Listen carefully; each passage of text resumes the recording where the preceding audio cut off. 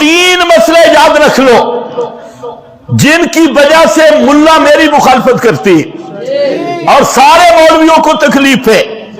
ایک میرا دعویٰ یہ ہے کہ جو ما فوق الاسباب کسی نبی ولی کے قریب یا دور سننے کا قائل ہے، عادتاً چاہے پیغمبر کریم کی قبر پہ عادتاً سماع کا قائل ہے، وہ ابو جہل کی طرح مشرک ہے۔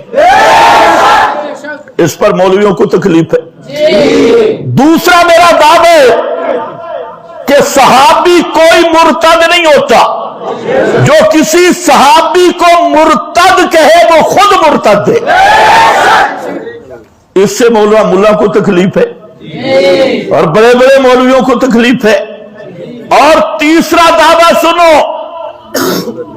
تیسری بات یہ ہے کہ حضرت سیدنا امیر معاویہ رضی اللہ تعالی عنہ کو اللہ کے فضل سے ہم مانتے ہیں نبی کا صحابی اور اکرام بھی کرتے ہیں، جو صحابہ کا اکرام ہے، اعزاز۔ ہمارے علاوہ جتنے فرقے سب کے سب دشمنان معاویہ کے دانستہ حامی ہیں یا جہالت کی وجہ سے حامی ہیں۔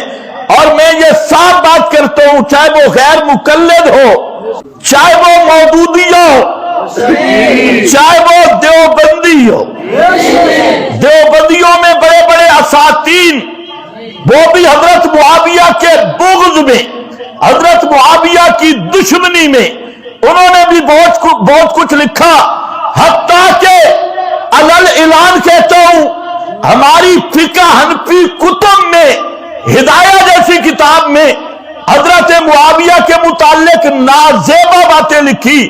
قفطزانی شرح عقائد میں حضرت معاویہ کے خلاف نازیبہ گفتگو کی ہے، اور ہم ڈنکے کی چوٹ پہ کہتے ہیں کہ ہزاروں علماء دیوبند کیوں نہ ہوں، قفطزانی جیسے لاکھوں کیوں نہ ہوں، اور فقہ حنفی کے بعد کے علماء ہزاروں کیوں نہ ہوں، یہ حضرت معاویہ رضی اللہ تعالی عنہ کے خاک کے پا کا بھی مقابلہ نہیں کر سکتے۔